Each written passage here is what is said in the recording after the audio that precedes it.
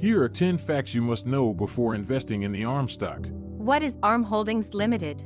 ARM Holdings Limited is a British semiconductor and software design company owned by SoftBank Group. When did ARM go public?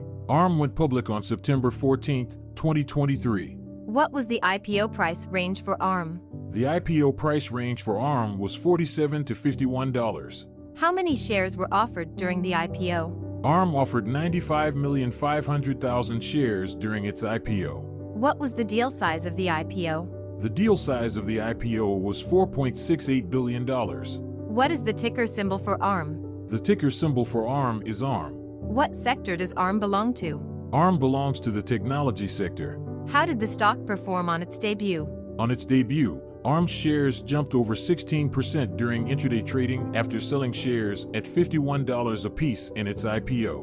What was the opening valuation of ARM on its debut? At the open, ARM was valued at almost $60 billion.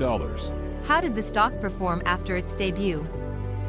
After its debut, ARM stock surged by over 24% over its IPO price. Don't forget to like, share, and subscribe for money-making moves.